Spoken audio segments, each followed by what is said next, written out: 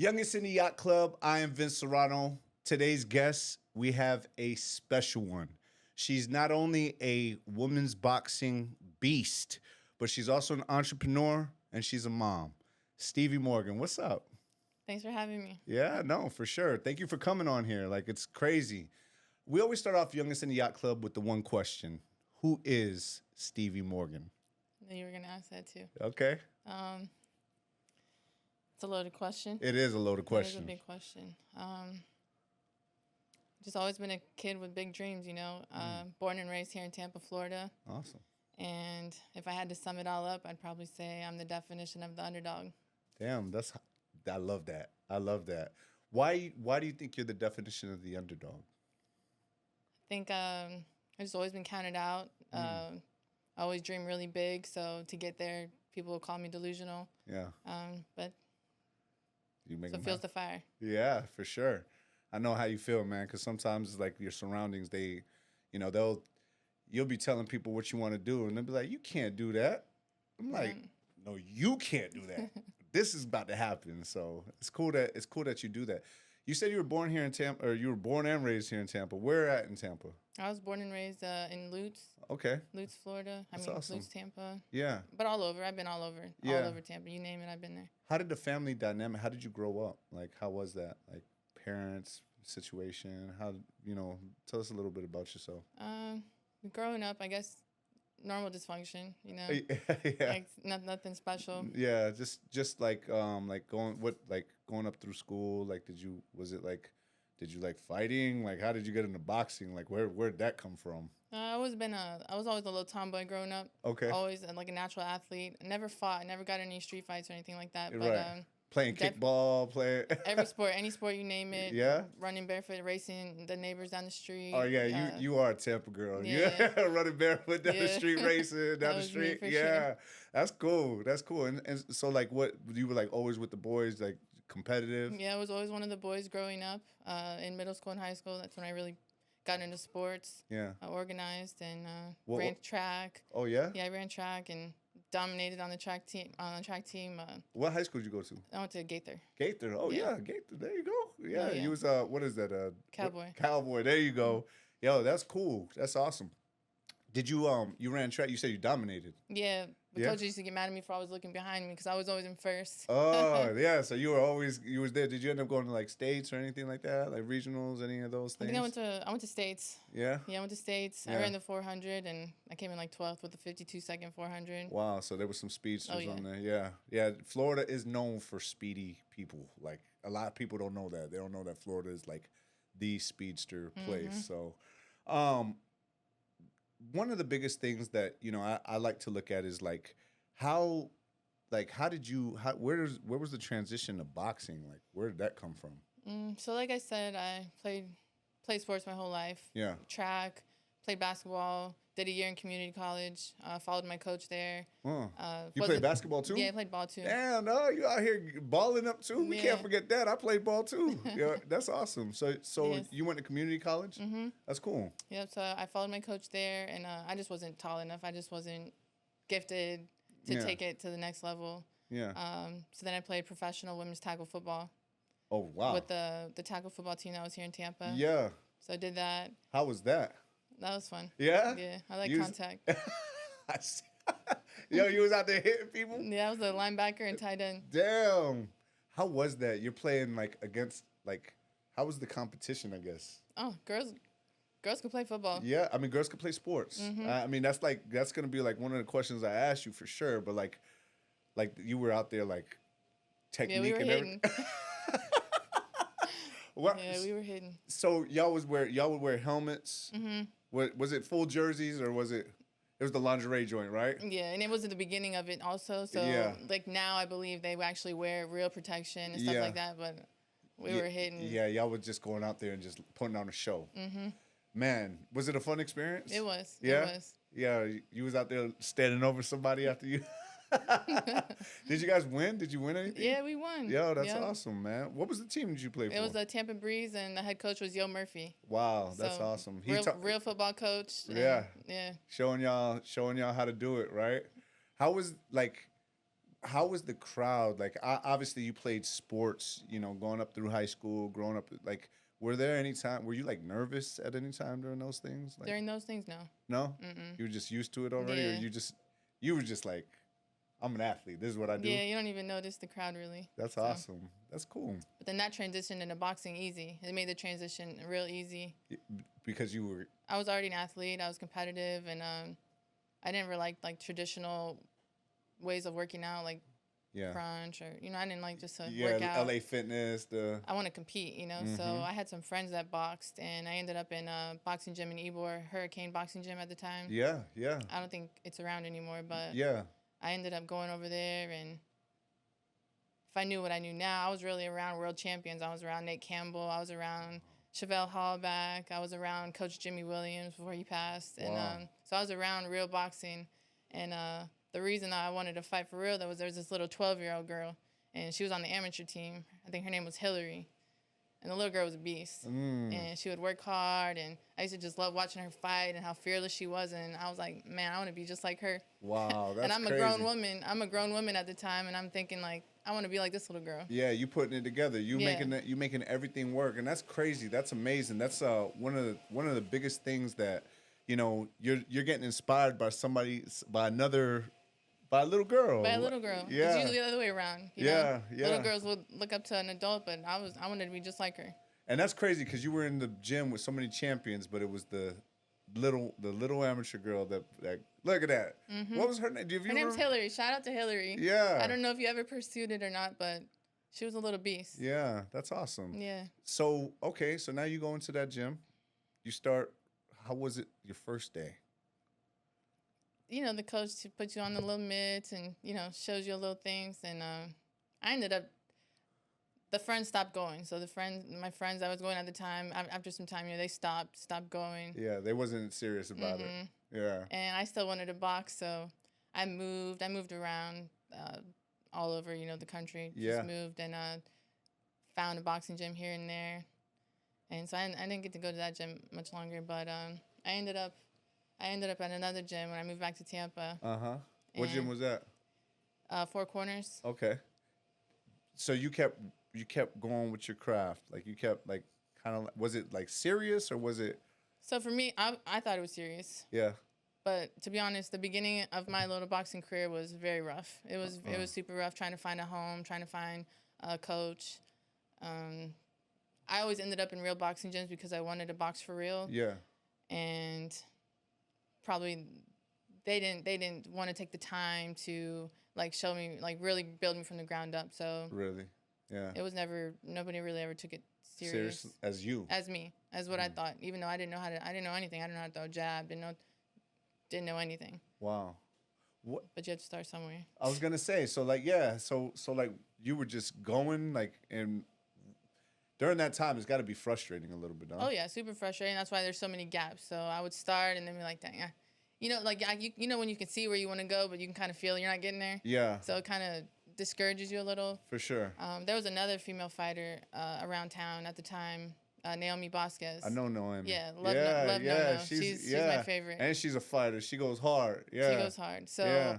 I love this girl. Yeah. I wanted to be just like her as well.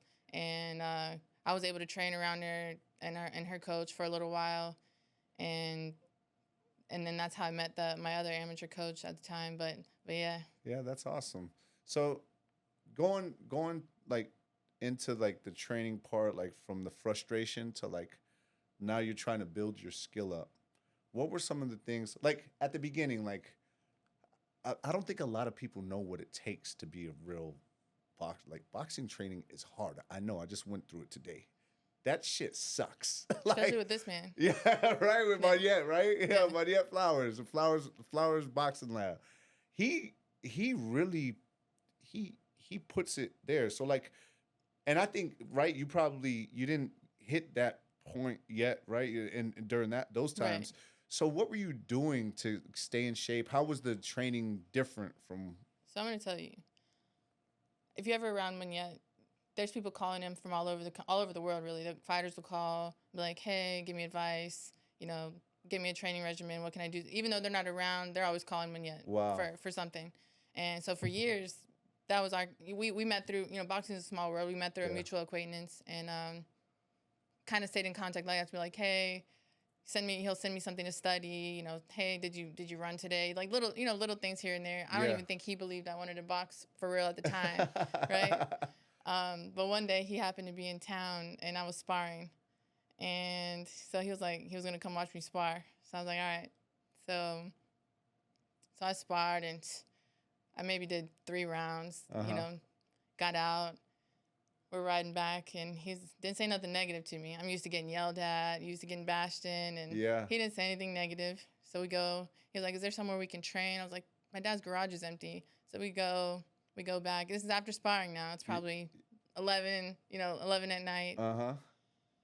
We start to work out. It's probably a minute, and I'm gassed. Wow. I can't hang. Like, I'm a minute in doing mountain climbers, I believe, and I can't. He was like, "Is there a track around here?" He's like, I was like, "Yeah, my middle school down the street." He was like, "Let's go." So we go, we drive, it's locked, we jump the gate, and we did sprints that night. Wow. Like 2 a.m, we're running sprints. Wow. And that was my first experience with Monette. How did that differ from everything else you did from before? Night and day. Yeah? Yeah. Do you feel like that was like you knew, like, how did you feel after that training? Oh, it sucked, but it resonated with, like, okay, this is where I'm trying to be. Like, this is what I need.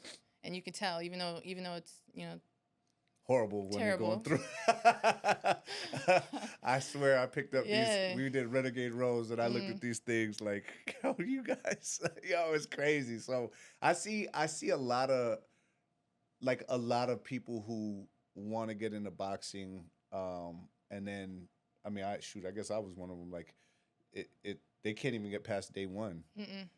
And we see it all the time. People come to the gym and never come back. How do you keep going? I love it. Somewhere, like I said, along the way, you fall in love with the journey. You fall in love with the training every day and all the little things. The fighting part, that's fun. I don't know. You just fall in love with it, really. Yeah, the fighting part is like the celebration for all the work that you put in, right? Yeah. Like, it's like, yo, you did this to get to that point. Yeah, I look forward to going to the gym next day. What are we gonna learn? Love doing my runs because I know I never want to feel out of shape ever. So yeah. Like, what did you start, like, when you started, like, running, like okay, so now you get with Monette, right? Yeah, so that was the beginning. So that was the first day. Mind you, he didn't live here. So that we're just like, he's telling me little stuff here and there, like what to do, like, and this is in between me. I had another coach. Yeah. At the time, even though he kind of told me from the beginning, like, I'm not gonna be around that long, but I'll help you when I can. Yeah. Type thing. So it was like you were in it, but it was kind of like not like you were in it for you, but even the people around you weren't in it. Yeah. Right? So he leaves out of town again. We still stay in contact. Finally, the gym I'm going to, there's a fight coming up, and I can fight. So now I can fight. I've graduated. I can fight. Okay. So is it pro, amateur? Just amateur. Cool. Yeah, amateur fight. My first amateur fight. Okay. Monette flies to town. He's probably thinking I'm not ready for this, but he's gonna come support. He's been supporting me this whole time. First amateur fight. The night before the fight, he's like, "Do you really want to win this fight?" And I'm like, "Yeah." He was like, "Put your hand on my shoulder." He's like, "That's distance." He said, "If the girl gets close, shoe shine." So I was like, "All right." So in the fight, you see the fight. Kept my distance. Every time the girl got close, shoe shine. I won the fight. Won my first amateur fight. Congrats. Yeah. So I could have retired then. Yeah, you're so high. Yeah. So after that, he was like, if you really want to pursue this, like you really want to box, he's like, you're going to have to take a whole year off. Like, really get good, disappear, learn the history of boxing, and really learn all the bad stuff. Like, learn people dying, people getting hurt, and all the things that are going to come out of it, because he finally understood, like, I really wanted to box. Yeah. And for another day, there's a lot of other stories I could tell you, like, throughout the bad, what it took me to get to that point. But yeah. He was like, if you really want to do this, you need to take a whole year off. You need to disappear. You need to really get good. You need to focus on your conditioning, and you need to learn the sport of boxing. Not just the good stuff, not how to throw a jab and how to throw a right hand, but, like, really study the old fighters, study the Salvador Sanchez's, study the Charlie Burleys, the Roberto Durans, like learn the history of boxing and then learn all the bad things that can happen and make sure this is something you really want to do because there is nothing else. If you're going to box, he always told me you got to be all in. Yeah. It's all in or nothing. And I was like, all right, I guess we're going all in then. Yeah, you did that. You started studying. I mean, you're saying even names that I don't know, like the Salvador Sanchez. Look him up. Yeah, give me a brief synopsis of who he is. He passed away too early before we got to see how great he really was. But wow. he was like 23 when he died. Man, he was like the greatest Mexican fighter of all time. Wow, yeah, I would say he was Chavez before. Before Chavez, yeah. That's crazy. And he died? Did he die in the ring? In a car accident. Oh, wow. Why did he tell you to study him? He was just one of them. Just he wanted me to study the greats, the pioneers of the sport, and the great, the old ones, Yeah. And he always tells me when to study, cut the sound off and watch the fights. Wow. And don't listen to the commentary. Don't listen to the commentary. They don't know what they're talking about. They're selling the show. Yeah. Especially now. Back then, you probably could have. They gave away a lot of game. But that's crazy. Yeah. Man, I'm like learning. I'm absorbing. With Youngest in the Yacht Club, I feel like I'm always learning from the people that we're on. And so it's easy for me to just sit back and see, that your movement, your grind, because it's the most important thing. Like, with Youngest in the Yacht Club, so now you're training with Monette. You take that year off. Took the year off.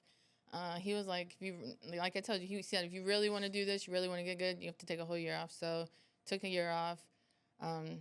He's coming to town more often. We're trying to get together more to train more often. I'm coming to him. He's coming to me. Wow. And finally it was like, all right, it's been a whole year. You're ready to fight. Like, you can fight now. So he picks the biggest tournament in Florida, the National PAL, for my first. So that's like my first amateur fight. Right. The first one didn't kind of count, even though it counted. Yeah. So this is like my first one. This one's going on your record. This one's my second amateur fight, but my first one for real. Yeah. Like training for real, Oh yeah. I'm confident. I have Monette's my coach. So I didn't even think about winning or losing. Like, that was that wasn't even a question. But there was a trophy. They gave away trophies, and I saw it online. They gave away, like, the most outstanding fighter and things like that. And I told him, I was like, I want that trophy. I want the most outstanding fighter trophy. That's awesome. Yeah. So he was like, if you want to win it, this is what you got to do. Stop the girl. We stopped the girl and waited around to the end. They're announcing the awards, and greatest female fighter of the night, Stevie Morgan. Wow. And that was my first amateur fight. Goal setting, got that thing, taking pictures. You feel like you accomplished like a dream, like at that point? Yeah, that was, man. Nobody that has ever met me up to that point probably thought I would ever make it there. Wow. And that was an amateur fight. Yeah. I feel like it's important to know that because, like, especially in women's boxing right now, like, has anybody ever heard this story? Like, I don't think so. Yeah, I mean, maybe you're close friends, but nobody this is an important time for you. These are milestones. Yeah. And I think even the crazier story about that night was, at first we didn't have an opponent. Oh, wow. There wasn't anybody our weight, and they do it by like experience and all this. So we're like, we'll fight anybody. So that night I was ready to fight anybody. Yeah, you would have fought a dude if you had to. So I think we fought a girl that was heavier than us and everything. Had more fights. Wow. We were like, we didn't care. You just went in there and did your thing. While you're in there, right? So you went through your first amateur fight, right? You saw that, you got to win.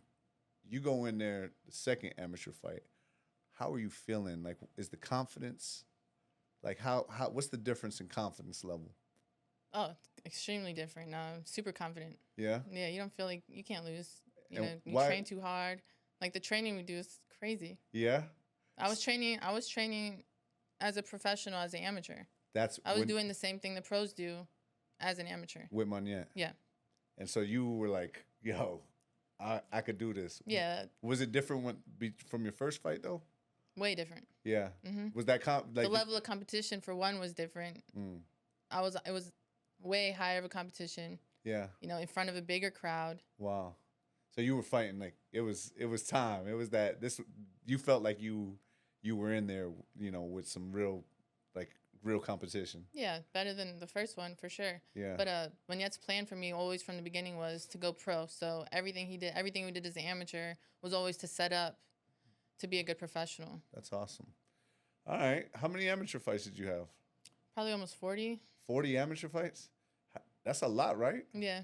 How often did you fight? As often as we could. Yeah. Yeah, we hit, like I said, the whole plan was to treat it like a professional. So fought the one fight in Florida, never fought in Florida again. We always traveled, went out of the state, hit the big tournaments, the nationals. Wow. So we really fought on the big stage, like the majority of my amateur career. Wow. We made it to number 3 in the country. Wow. So you really put in that work. We really put in that work. Invested time, money, all those things. During that time, like, how were you getting by? How old were you at the time? I started late. I was 28 years old my first amateur fight. Wow. So that's rare. Yeah, for sure. So, like, how were you getting by? Like, we were doing whatever we had to do. Yeah. You we were just sponsors making it happen, grinding. No, we didn't even have as amateur. We didn't have any support. We were just doing it on our own. Wow. Manette and me, we would figure it out. Figure it out. That's awesome that you guys, you really just put in the work. You believed in yourself that much that you're willing to bet on yourself. Every time. We'll put it all on black every time. Yeah. Lose it all and do it again. Yeah, that's awesome. And that's why we made it, that's why we've been so successful, because I met somebody else just as crazy as me that thinks just like that too, Yeah. That's fire. Yeah. Yo, you seem passionate about, obviously you put in the work, so you know how hard you work. Youngest in the Yacht Club, they see you on the big stages. They see you at the Jake Paul fights. They see you, going up against the top people, but they don't see the waves that you had to go through on this little rickety ass canoe before you got there. If you could give some advice to, someone that's starting their amateur journey or just wants to get into boxing, what would you tell them? Man. For one, don't listen to anybody that tells you can't do it. That's number one. Like, if you feel like you can do it, you stick with it. Eventually, you're going to get it. Mm-hmm. But I would say the most important thing is the people around you. Like, make sure you have people around you that see it how you see it and will really help you to get there. Because you could take years off your life like I did, being around the wrong people. That's big. That's big. And that's with anything, not just boxing, With anything. You need to have a good circle around you. So, and it's crazy that the people around you could really, determine where you're going. Yeah, my grandmother used to say that. Tell me who you with, and I'll tell you where you're going. That's so true. Yeah, that's crazy. Yo, when we get back, I'm going to ask you, we got into your amateur career.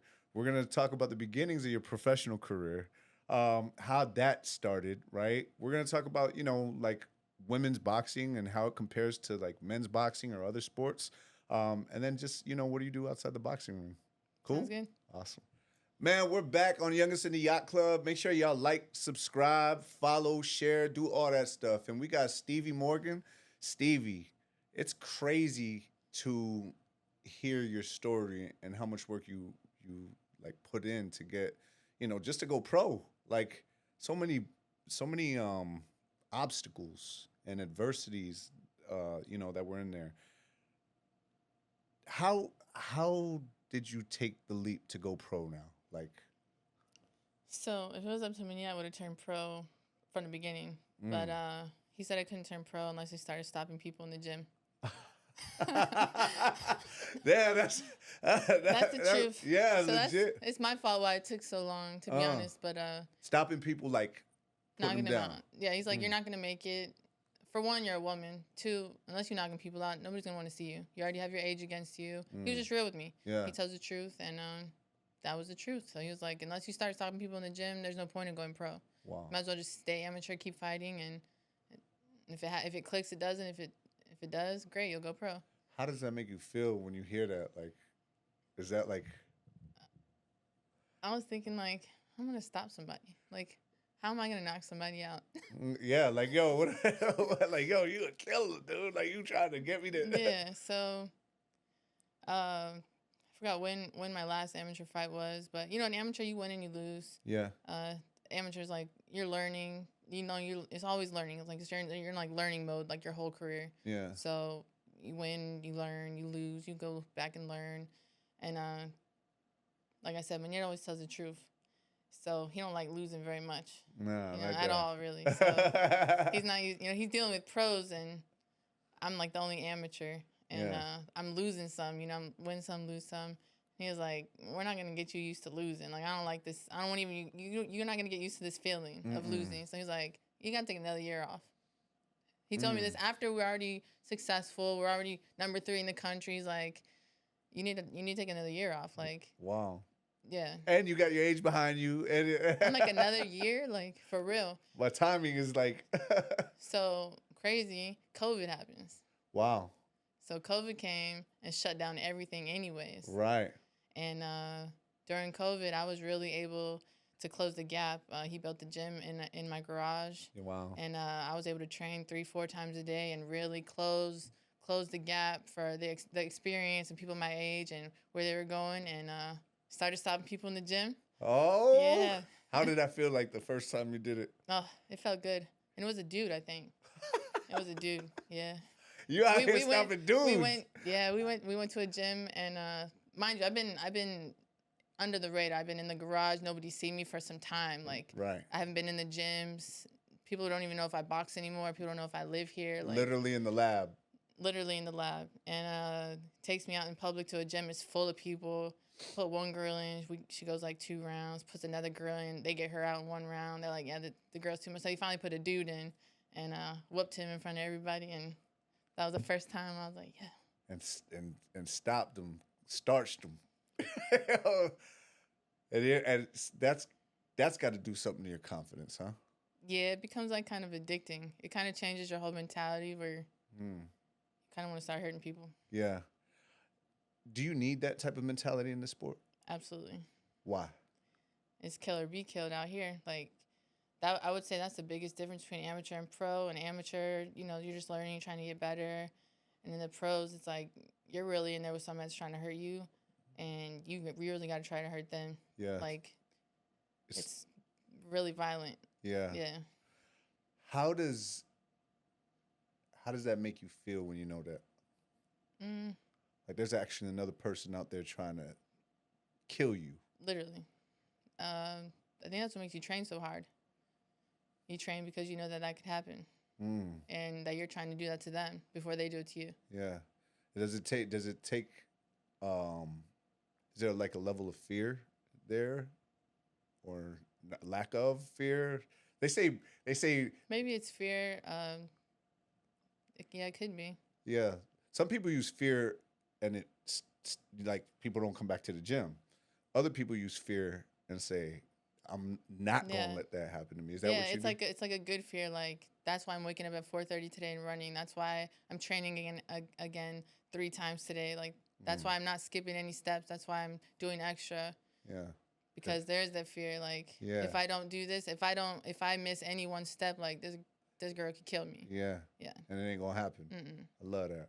I love it. That's how I do it. Like, I mean, obviously you're a real weapon, right? I say I'm a weapon sometimes because I'm like, point me in the direction and I'm gonna go make it happen. You know what I'm saying? I'm like a missile. Just point me in the direction and I'm gonna get there and make it happen. So I have to challenge myself to go to the next level.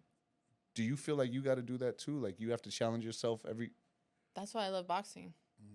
That's what made me fall in love with boxing, because you never get it. Like, every day it's another challenge. Like, you never like quite master it, Yeah. And I'm the same way in boxing, outside with everything in my life. It's like same thing. Point me that way, I'm gonna figure it out. Like, there's no telling me no. There's no oh, what if? Like, no, it's gonna happen. So I think that's why I love boxing so much, for sure. Yeah. Dude, how many people are out there like you? Like me? Like, when you say, don't tell me no, like, not like, oh, you can't do that, or like you're crazy, like. I mean, what do they call it, 1%ers? Like, yeah, not too many. Right. So and so you consider yourself that in that. Yeah, I don't think I've ever felt normal ever in my life. Like, and I never wanted to have a normal life. That's fire. When you tell people that, do they look at you like you're crazy? How does it make you feel? How do you, like, the young Stevie to Stevie now? Do you think much has changed as far as, obviously you've grown up, but I'm saying, like, did you used to believe them back in the day? I feel the same. I feel the same way as I did if you would have asked me when I was 12 years old what I was going to do when I grew up, it was something crazy. I wanted to, it was something wild. Yeah. And so it's the same now? It's the same. And the same confidence, except now you can really put it on somebody. Yeah. That's crazy. Let's talk about women's boxing. Well, actually, let's talk about your professional debut first before we get into that part. Your professional debut. Okay. So, like I said, when we started this whole journey of boxing with Manette in general, when I started this journey, it was like, see how far we could take it. It was never like a certain goal, like we're gonna go after this belt and you're gonna be a world champion. Like that was never the goal. It was like I was never supposed to be here anyways, so let's see how far we could go. Yeah. You know? And so that's kind of been our whole. That's how it's been. The like motto. That's been the slogan. Yeah, like we always we dream crazy, like definitely not normal, and so yeah, we never really knew kind of like where it's gonna take us, but we're just along for the ride. Yeah. Yeah. So if anything bad happens along the way, yeah, doesn't matter. So my debut was June 2022. Okay. In Memphis, Tennessee, on 116 Boxing Promotions. Okay. Yep. Stopped the girl in the first round. Wow. Follow the game plan. Yeah. You were confident. You just knew you were ready. How does it feel like when you're in the locker room, about to get out there, you're about to make your pro debut? What's going through your mind? Yeah, that was a crazy feeling because I never thought like I would get to that point, like becoming an amateur and being successful there. That was already like topped where I thought. And, it topped everything where I thought I would be with boxing. And to be having my professional debut was kind of emotional. A lot of nerves, but more excited. Yeah. That's cool. So a lot of nerves. You getting ready. You getting to the place. You getting to the promo. You starting to see, okay, this is I'm here. Yeah. Yeah, we here now. I'm just glad I was able to join, the other side because I was the only amateur training at the time. So now I got to join all the pros. I used to hate being in the gym. When you're training like an amateur, you train hard. Yeah. But, you're not learning all the cool stuff like how to take a jab away and how to take away the right hand. And I'm telling him, I want to learn what they're learning. Yeah. You putting it together. Yeah. So now you get to do all that, right? You stop the girl. How was that feeling? Like, no, that was wild. It was too fast. For me, I was like, dang, that's it? Too fast? So you put it on her? Over with. Yeah. Man, that's why they call me the sledgehammer. Oh, because you got sledges in those hands, huh? Do you like feel like you hit hard? Like, I know I hit hard. Yeah. How do you know you hit hard? I mean, everybody I get in the ring with, sparring, fights, anything, anybody I get in the ring with, the fight changes. Yeah. So something has to. Do they say that you hit hard, or do they like? Some of them do, but it's really how they act in the ring. Yeah. He tells me I hit hard. Yeah. Yeah. He's like, yeah, you hit hard. Like they touch that right hand, they feel that right hand, it's over with, right? Yeah. And they hit the jab. I asked that because, they say people have punching power and then people have knockout power. What do you have? I mean, you KOing people. You stopping them. Yeah. So we stop people like. I know I hit hard. Yeah. One punch knockout power, unsure. But I have Manette, and he's the cheat code. And he'll tell you, like, to break somebody down for the knockout, if that makes sense. So I stop people because I can follow a game plan. That's fire. break people down. That's how the stoppages come. Not just because you, like, hit them and they just fall out. Yeah. You ain't just like, hitting their off switch. Yeah, no. No, but it's cool. I like the way you did that because, somebody else might have been like, yo, man, lights out, man. I hit you with this, it's over with. You go to sleep. But I like the way you said that because it's real, Like, you follow a game plan. You know how to break them down, which is crazy, by the way. That's why they call it the sweet science. Like, you're literally breaking them down. That's crazy. Let's talk about, like, your next fights and, like, how'd that go, and then I think you got you're 14-2 right now, right? So let's go up until, like, you're winning, how things go, and then you get your first loss. So, like, tell me those parts. So second fight, we're traveling, so we got to travel like out of the country and fight. Fought in Memphis again. Fought in Colombia. Oh, damn. Yeah, so we got, boxing got to take me all over. That's awesome. And winning, knocking girls out. So we had a plan. Like I said, where we're trying to go. I just wanted to be good. At the end of the day, like, my goal with boxing was I just wanted to be good. I just wanted to, like, figure it out and for myself. Like, for sure. Probably my goals with boxing are more personal than anything. Which is cool because you're invested. Yeah, it's just like a personal thing. Like, I just want to be good, and that could have been in sharing the ring with somebody great, inspiring, or it could have been something like that where I just want to know, like, if all this work I put in and the time that I closed the gap to be on this level yet, or do I still need, that's just kind of been how it is for me. It's that competitive spirit with you. Yeah. So I just wanted to be good. So Manette always had a plan, and to get, so we're following the plan, doing what I got to do, keep training, keep learning. And we picked this one opponent that we wanted to fight because we were like, okay, if we want to get to the next level, we got to get through this girl. We know we're not going to knock her out. Right. Like, she's tough. She's been in there with the best. Basically, you're not going to stop her. So I went into the fight not even thinking about being able to stop this girl. It turned into like a sparring session. I'm the sledgehammer. I'm knocking everybody out, and this is the first girl that went the distance with me. Happens. Lost the majority decision. They felt like she probably survived the sledgehammer, and she deserves it. I don't know. Yeah. But whole bunch of different factors. Whatever. At the end of the day, I'm used to dominating. Yeah. I was probably gonna get an F on the scorecard from Manette anyways because I didn't knock the girl out. So at this point, it is what it is. How was that feeling? Like how many fights did you win up until that point? That was my 9th fight. And then your 9th fight, and then like you're knocking people out, you're the sledgehammer, and then like seeing it not go your way. How did that feel, and then what did you learn from that? I mean, obviously it sucked. Like, I don't like losing. Yeah. Some people are losers though. They are okay with it. I've seen it. Yeah. Yeah. Nah, that's not me. We're back in the gym Monday. We really didn't treat it. We don't take our wins too high and our losses too low. We're kind of like even keel. Yeah, even keel. Like I said, we're trying to see how far we can go anyway. So we just figured, okay, we didn't get through this girl. We're not ready for the next level. Yeah, let's figure out what we got to do. Come back and see what we got to do to get to the next level. Yeah. And so just like after every other fight, we're back in the gym on Monday and just kept it going. Pushing it. Mm-hmm. And then how did the fight after that go? Oh, I knew from then on, like, no more going in here trying to go rounds. That's for sure. My next 6 fights were first round knockouts. So you to step on the gas. Yeah, there's no.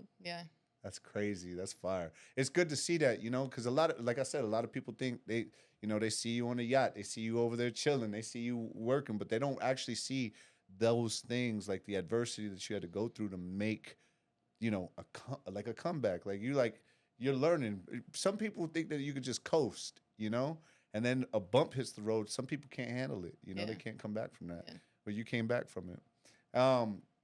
So then your next fights, like, you seeing the difference between pro and amateur, you saying it's there, but like, do you ever see the difference between men's boxing and women's boxing? Of course. How do you feel about that? Like, obviously men are bigger, they fight longer, right? Women fight, 2 minutes? 2 minutes, 10 minutes, or 10 rounds is the most you could go in a women's fight. 2 minutes per round. Differences, like? I mean, women are just coming on the scene. Now at this point, there's girls now that's been boxing since they were little kids. Yeah. And stuff like that. I would feel like there's less of the science in women's boxing, but you're starting to see it more. So, but probably in the last era, there wasn't so much science going on. So I would say that would be the biggest difference between men and women's boxing. But now I think women, we're learning for real. Like, we're learning for real. I think we deserve the 3 minutes, 12 rounds. Yeah, for sure. Why do you think they make women only fight 2 minutes? Probably similar to, like, why the NBA and WNBA is different. Like, women just aren't, let's be real, aren't just knocking people out. Like, less exciting, more fundamentally sound. Like, it's a little bit more boring. Yeah. So I don't know if the 2 minutes is supposed to increase the excitement. Right. To be able to, like, because it's like, I don't know if that's the reason it is in the first place, if it's an excitement factor or is it a safety factor. Like, I'm not really sure, to be honest with you, why there's a difference. But yeah, I mean, you train as hard as men, don't you? harder. I have to train harder. Like, yeah, I do. I'm lifting the same weights as the men. I'm running the same times as the men. Or faster. Or faster. Like, I have to. I'm across the board. It's like, it's not a man or a woman. Like, I'm just a fighter in the gym. It's not, you're the girl, so you get to do this, and you're the man, so you do this. It's like, you're just a fighter. Yeah, and if you're a professional fighter, this is what you do. Yeah, I mean, you're sleeping dudes. Like, you're like starching them. Like, you're like stretching them out. Like, and it's you're going up against that. Like, it's the same thing could happen to them, you know? Like, what about the pay? How do you feel about the pay? The pay, like I said, like, for a woman in professional sports in general, like, you see WNBA contracts, like, how are they making a living? So, $79,000 for Caitlin. Caitlin Clark, it's wild. And and she's like killing it. Like, she'll start, she'll do some dudes up for sure. Like, she probably does. Like, it's crazy. Yeah, so we're not getting the pay that, not that we deserve or don't deserve, we're just not getting paid. You know, we're just not getting paid. So, but we still have to figure out how to get to the gym 3-4 times a day. You know, we still have to figure out all this stuff. We still have to figure out how to get to all these fights. We still have to figure out the same things as men, but we're not getting, like, how you going to pay for it? Yeah. So we're coming out of our own pocket. So you will see a lot of women fighters are entrepreneurs, or, you know, they think outside the box because we're trying to figure this out. Yeah, that's fire. I definitely want to get to that. I think we're going to get to that in the next segment because, like, it's crazy, like, that you're fighting, you fought the top stage. Like, you recently fought Amanda Serrano. Like, that's, like, top tier. And it was on a Jake Paul card, obviously. And the Mike Tyson fight just happened. I think the women's fight was the best fight on the card. No doubt. How did you feel, like, fighting on that promotion and like, getting that opportunity? Man, so that was a dream come true. Like, just to even get the phone call for that fight. Like I said, when we started this journey, we didn't know where it was going to take us. And for the plan that we had to get us all the way to that level, you could see that the plan worked. Thinking out the box, training hard, you know. That's what you do it for. I think every fighter, they dream, that's the end goal. Right. Is to make it to a fight like that. And especially in women, like, every woman right now wants to fight with Amanda Serrano. Yeah. And yeah, I mean, she's like the Jordan of the joint right now. Yeah, and it's not like we called them, they called us. Yeah. Yeah. Yeah, so it's like, oh, snap, I'm not begging. Like, this is a real fight. A real fight. And it's one of those things you can't say no to. Like, this is what you're doing it for. Yeah. On my list of goals, like, is to share the ring with one of the best. I want to see how I pair up, you know.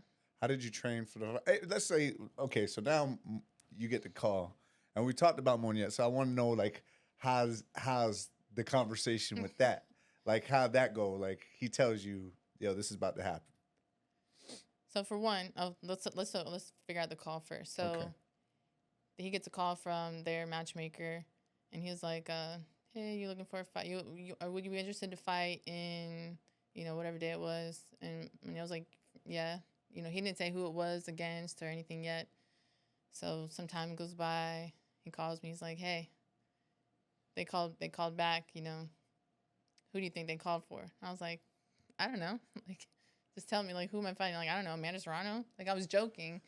And he was like, yeah. I was like, no way. Like, you're kidding me.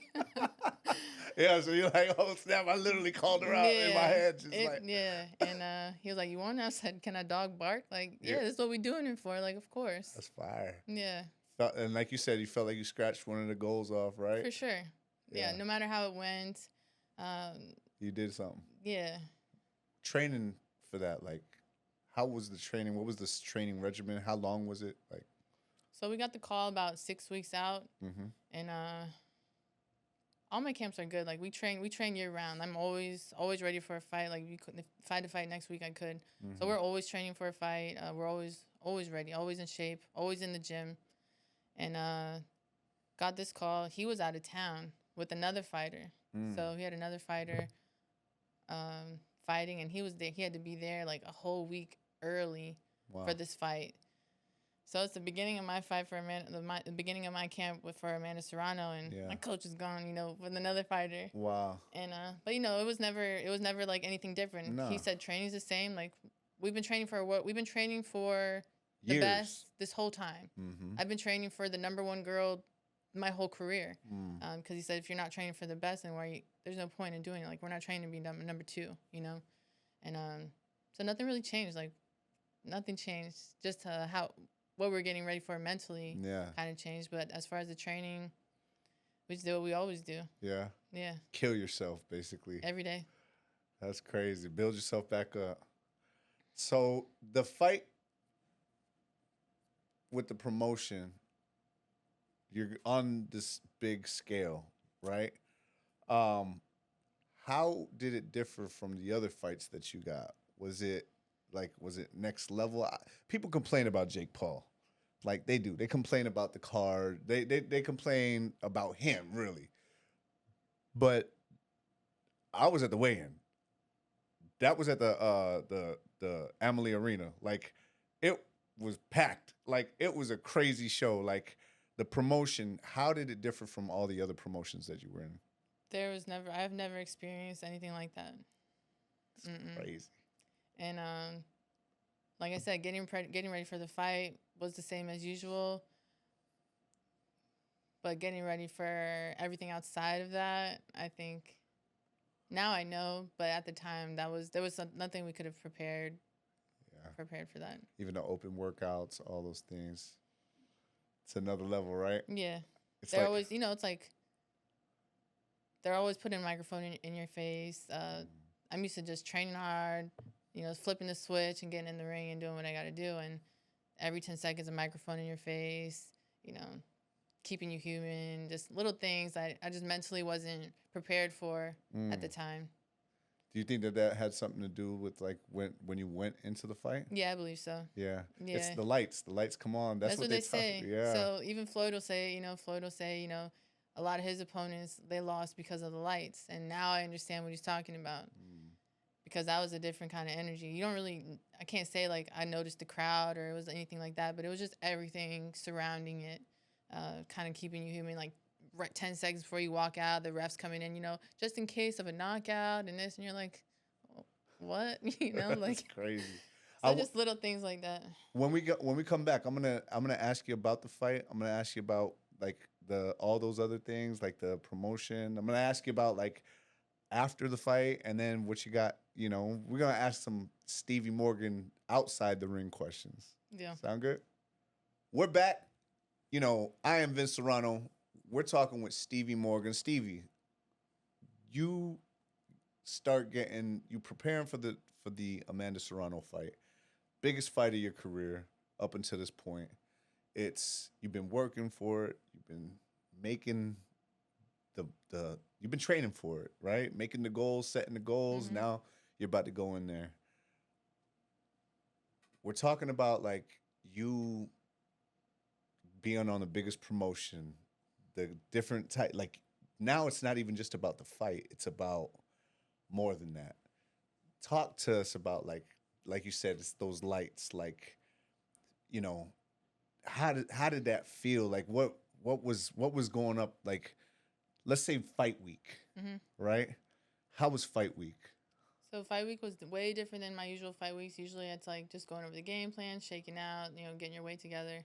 This one was like from that Monday all the way through was interview here, news coming here. You got to go here for another interview, which was cool. Like it was cool. So new ideas, new things, new experiences, right? Yeah. So they do a really good job of making you feel that they like you, or that you might that they might want to sign you one day, or they kind of like rock you to sleep a little, and then when it gets closer, you start hearing that's when they start making you feel like, dang, am I supposed to be here? Wow. You know, that's when the real talk happens. It's like, yeah, they make you feel like they made it seem like me and Amanda had beef for some reason, just because I felt like I wanted to, like, because I could win. So it's like starting up all these things, and like at the time, like, this girl's my favorite fighter. Like, this girl, she's one of my favorite female fighters. Yeah. And you know, they trying to sell the show. Mm-hmm.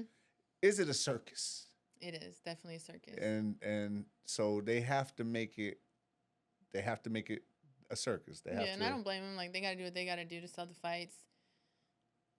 But, like, so you're getting ready. Like, they did make it seem like you had beef. They made it, like, I feel like it's, we went to open workouts because it was here in Tampa. Like, and you're the hometown hero, I guess you could say. You know what I'm saying? I had the whole city behind me. You did. Like, it was crazy. Like, not gonna lie, didn't know exactly who you were up until that point. I was like, oh, she's from Tampa? Okay, we might see her.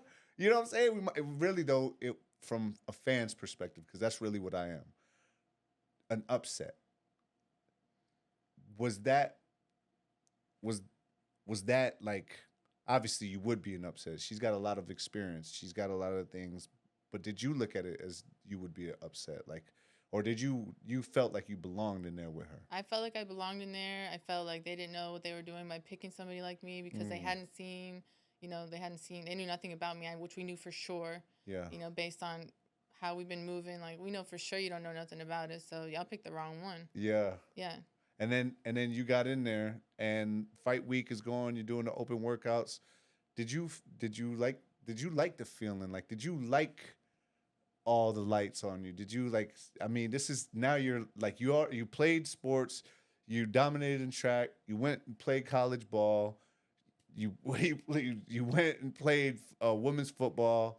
You in there now. Like, how was this feeling compared to all that?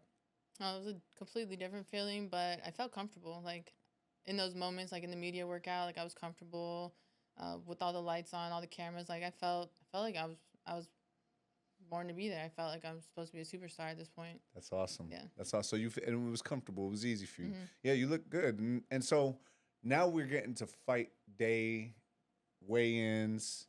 You know what I'm saying? Weigh-ins, then fight day. How was that? How was the weigh-ins? How was that? I mean, I believe we had the girl shook. Like, we made her come out of character. Manette's been, like I said, building me from the ground up. He's worked on my intimidation factor. Like, like we checking up. I feel like I'm beating her every time I see her. Like, I'm whooping this girl's butt every time I see her face to face. Mentally, she didn't know who I am. She didn't know what she's dealing with. So she's all acting all kind of different. Everybody's saying who's gonna win. Now it's like people are saying, I don't know, it's 50-50. Yeah. So I'm like, yeah, like, we're about to pull off a Buster Douglas. Like, yeah. When you saw her, like, I mean, Steve, you're not a small person. Like, you like, size factor, you look like you had, like, I would be kind of like intimidated a little bit, like, to go up against you. Like, did you feel any intimidation from her? Did she seem bigger than you? Were you know what I'm saying? Like, how did you, when you saw her, how was that feeling? She definitely has, like, a strong presence. But I mean, I felt like she was too small for me. Like, I'm bigger than you. Wow. That's dope, man. I mean, that's how you're supposed to be, right? Was there, with the weight cut, was there any type of like, was it normal, business as usual? What? Yeah, it was business as usual. It's a really good weight cut. I was able to enjoy the whole fight week media stuff and didn't have to worry about it. Everything was smooth. That's awesome. Yeah. All right, so now we're going to fight day. It's the whole city came out. The whole city came out. It's like, we there. Me and my wife are there. We got tickets. Like, we paid for tickets too, girl. You know what I'm saying? You did that. Like, I don't care about, like, regardless of what the results were, it was an amazing event. It was dope the whole way around. And I'm gonna say it, if nobody else says it, like, yo, you put on, and we're proud of you, for real. Like, you're the first woman that I know. Like, Noemi was in some title fights. She was awesome. Since Noemi, to do something like that. And I don't know if Noemi's been on that kind of stage. You know what I'm saying? You, like, it was a packed house. Like I kind of went mini viral on Twitter because we did like a video showing how many people were there, because there were so many people saying that the seats were empty, that they didn't have that they were giving away tickets at the Jake Paul fight. I don't know, because we paid. And there were so many people there. So like how was that feeling being there, fight day, seeing that? Like, did you? Yeah, fight day was wild. Walking out of the tunnel, that was like a surreal moment. Like so many people. Yeah. So many people. You want to go back a couple weeks before the fight, so I wouldn't even say a couple weeks. It was a couple months. Let's say a couple months before we got the phone call for this fight. When he had calls, he's like, you know, he's always studying something, so he's watching something. He was like, "What's your dream? Like, what's a dream?" I'm thinking like, I don't know. So I didn't even answer.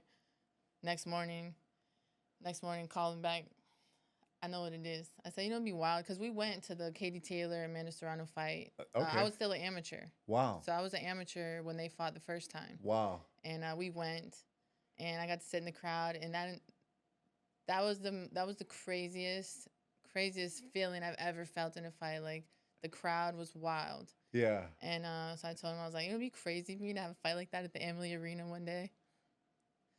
Mind you, I'm crazy, so when I say stuff like that, junk be happening. That's dope. He always tells me, like, be careful what you say, because if I say it, it's gonna happen. That's like fine. It just. Yeah, so you got to say you always gonna win, and you need this 12 million right now. We need that Yeah. 12 million right now. No lie. So I'm walking out the tunnel at the Emily Arena. My face is like up there. Yeah, that was wild. That's amazing. You go into the ring. You go in there. You're putting on in front of the whole entire city. I get the feeling that you're like a little like. How do you feel like when I ask you these things? Like, I get the feeling like you're like, man, like, you know what I'm saying? I'm mad. You know, I'm mad every day. Like every day, I'm mad about this. Why? Because in boxing, you only get one opportunity. Yeah. It's not like football where you got the next weekend you can make this up, or you get to redo it. There's no do-overs in boxing. Like this opportunity, I might never get another one again, and that's just reality. Well, don't say that. I'm just saying, like that's the reality of boxing, though. Right. It is. Yeah. You only get one chance. Yeah. And no matter how you train and all this, it all only matters fight night. Why is it like that? Because it's boxing. Like you're across the ring from somebody else. It's 50-50 at this point. Like there's nobody else. Coach ain't getting in there with you. Yeah. Them sprints ain't getting in there with you. Like nothing. It's how you feel this day, in this moment. How did you feel when you got in the ring? I felt right. Like I felt normal at the time.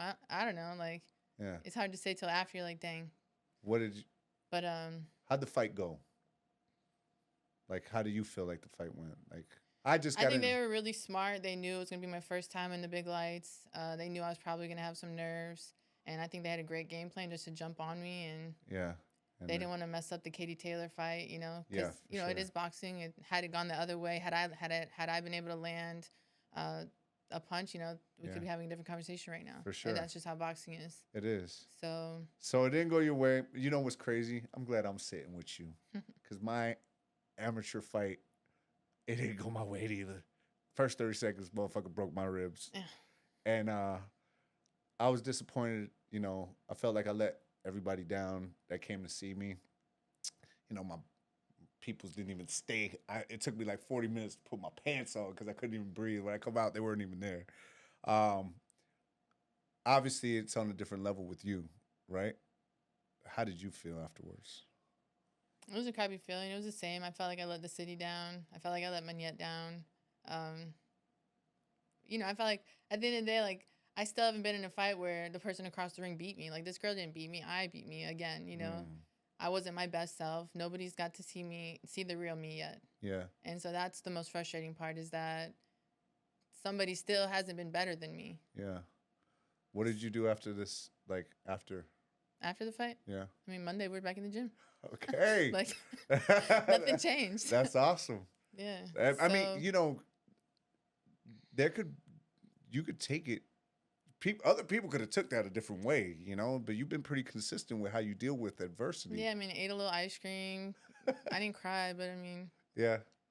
It was tough. Obviously, like you said, it was there. I know I'm not supposed to ask this, but I gotta ask this. How was the payday? Not life changing. Not life changing. Not life changing. Oh, Still got to work. That's kind of crazy because that was a crazy fight. Like it was. Did you think it was gonna be life changing? I didn't care. Like That's fine. if that makes sense. Like You don't do it for the. I mean, you want to do it. we want to do it for the money, but at the end of the day, like for me to be able to share the ring with somebody like her, It's bigger than that. that was bigger than the money. That's awesome. But it was decent, right? Was it the most you've ever been paid? Yeah, I'm not gonna complain. Yeah, for sure. Okay, that's awesome. For a fight, yeah. That's awesome. And you need to do it again. You may need to do it again bigger this time, right? Mm-hmm. What's the plan going forward for you in boxing? Same thing. Like I'm still in the mix. I'm Yeah. like Aren't you I'm ranked like number 2 right now? still ranked number 2 in the United States. Yeah. At my next fight, I'm still like it fluctuates, but fluctuate within the top 10 in the world. Yeah. I'm ranked by all the belts in the top 10, all the sanctioning bodies. Yeah. Yeah, so I just got to keep winning. You got to get that. You got to get your get back though. Yeah, Huh? just got to get back in the winning column and keep winning, and I'm still in the mix. So Yeah. it's like whatever we want to do with boxing, we can do really. And so, what do you want to do? What's the dream for? This is where it is. What's the dream for Stevie Morgan? I mean, I want to win my next fight, Okay. get back in the mix, and challenge somebody for a world title, and dream for me will get to have the rematch with Amanda Serrano before she lets it go. Yeah. You gonna beat her though? I need you to say it so it happens. Man, I might hurt this girl Oh, there you go. if I get in the ring with her again. That's awesome. I mean, hey, she's doing. You saying right? It's both ways, right? Yeah. I mean, is it a goal to have a world title? It is. Yeah. It's just but I have belts. Oh. You know. So, I mean, we didn't even talk about them. Yeah, I have a couple world titles I've won. Okay. Not with the 4 sanctioning bodies, but they're still important to me. They were world titles, and Yeah.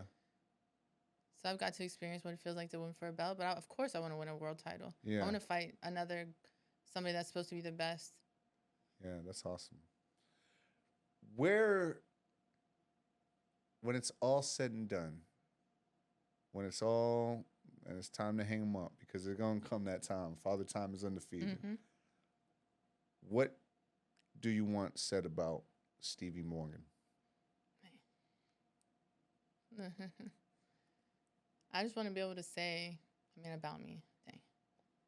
I just want to be able to say that I did everything that I said I wanted to do, and that I gave it 1,000%. I didn't leave any stone unturned. That I didn't, no shoulda, coulda, wouldas. And so I would hope that that's what somebody would say about me. Like, yeah, she always worked hard. Like, she always didn't take no for an answer. I don't know. No, I mean, that's a very genuine. I feel like sometimes you like kind of like trying to downplay like what you say, but it's very powerful. Like, it's very powerful. Like, there's not many people who are thinking. I mean, you've seen it your whole life. There's not many people thinking that. Like, when it's all said and done, like you gave it your all. Like you should be. I know you don't need anybody to be proud of you.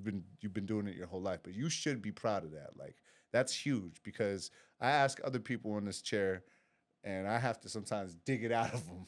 So let's talk about the next step outside of boxing. Okay. What does Stevie Morgan like to do besides box? Hey. She loves hurting people, right? What do I like to do outside of boxing? Yeah. I mean, I'm an entrepreneur. I like to make money. So, yeah. That's awesome. I saw that you have a catering service. Yeah, so a healthy meal delivery service. That's awesome. Started about 10 years ago. Same way with boxing. Somebody thought I was crazy. I'm like, I want to do this.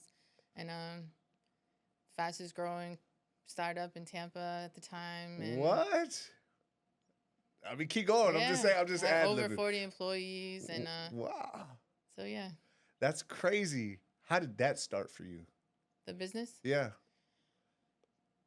Like I said, I like taking risks. If I don't like one thing in particular, like any kind of area.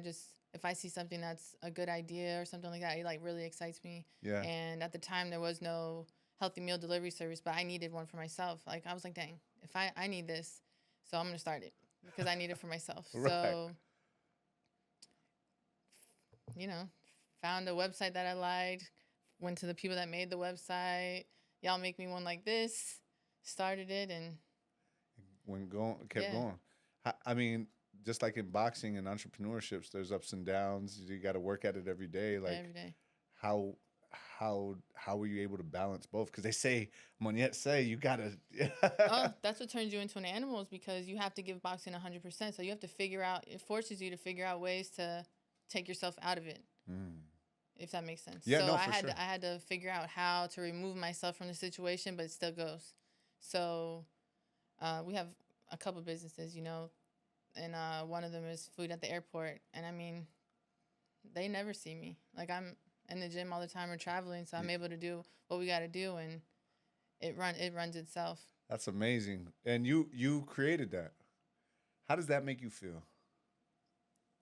I mean, it feels normal for me. Like, I feel like I can do anything. So like, you're like, how modest, man. We got Stevie Morgan, man. Entrepreneur, mogul, business, and can create your business like that. Yeah. That's cool. People think I'm weird, but whatever. No, I mean, it's probably like you. I mean, I get it. You're supposed to do this, right? That's how you feel? Like, this is something I'm supposed to do. Yeah, I just never been normal my whole life, and it is what it is. That's fine. What other businesses do you have? So we got the meal delivery, we got the airport, partners at the gym.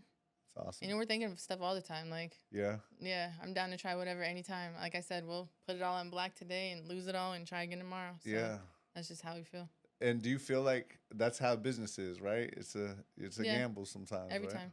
Yeah, and you just keep playing. You keep fighting. That's amazing. Stevie, where can the people find you? Where can they, like, how can they connect with you? Like, where can, where are we finding Stevie? You got. But you can always find me at the lab. Hey. Any time of the day, I'm there. But Stevie Morgan _boxing on Instagram. Okay. That's where you're mostly on IG? Yeah. Okay, cool. Do you answer, or do you have your AI answer? Like, is it you, or is it your team? Is it, you know what I'm saying? Like, when people, like, they reach out, do you ever get people that are, like, always say, like, hey, you're inspiring? Like, do you ever get those things type of? Sometimes. I'm not going to lie, I'm terrible on social media. Okay. So there's probably a lot of unread things. Is it just because you're so focused in business and you have all those other things going on? Yeah, probably so. For sure. I'll get better at it. You need Raw Link Media. There's a plug. Yeah, there's there's a lot of things going on, but like business, school, like I'm saying business, boxing, learning, being a family. You have kids? I have a kid, yeah. That's awesome. How is that? We want to talk about family as well. Like, I feel like that's important. You probably do a lot of it. And how does it feel like being a mom and then going in there and fighting? Like, how does that? It's been normal. Like I said, I've been boxing his whole life, so he doesn't know anything different. So for him, it's just like, I don't know, when I'm leaving for a fight, it's not even exciting anymore. It's like, oh, okay. He doesn't watch the fights. He'll come back like, you won, right? Like, it's just normal. But that's cool. It's a family. He trains every day. He trains too? That's he trains every day. That's amazing. Yeah. How does that make you feel to see him in the lab with you? Oh, it's cool. Yeah, it's cool. I don't know if he'll end up boxing or not, but if he wants to, he could. He's in the right place for sure. A lot of people don't want their kids to box because they know, like, you're not like that. I mean, do what you want to do. Hey. I don't know. That's cool. Final message for, anybody, like, that wants to know about Stevie, and, like, even anybody that you want to fight, or, final message. Like, what do you think? Final message? Yeah. Putting me on the spot here. Well, I really want to say thanks to Moniette. Like, I say thanks all the time. Like, I wouldn't be here without him, and that's just the truth. So thank you is not even enough, but publicly I would like to say it because this man changed my life. Wow. If it wasn't for him, I don't know what I would be doing. That's but amazing. Yeah, saved my life for sure. That's amazing, man. Shout out to Moniette Flowers, man, Yeah. for really doing what he knows how to do best. And it's, do you think it's bigger than boxing? Like, it's way bigger than boxing. Yeah, that's awesome. Stevie, I appreciate you for being on the show. How did we do? Oh, it was good. It was cool. Yeah, Thank you. yeah, we gotta have you back. We I gotta will, for sure. Yeah, we gotta see you smacking people around like that. And then, I really want to tell you from, somebody. I wasn't born in Tampa, but I feel like I was raised here. I went to Lato, played basketball there. All the people, they know me. Vinny, you know what I'm saying? Depending on how long you know me. But I want to thank you. Like, you know what I'm saying? I feel like women in sports are underappreciated, especially women doing it at a high level. And, I know this is our first time actually meeting and being on the show, and I think you did a great job, and you're continuing to do a great job. So keep inspiring, keep pushing forward, and thanks for being on Youngest in the Yacht Club. I really appreciate it. Awesome.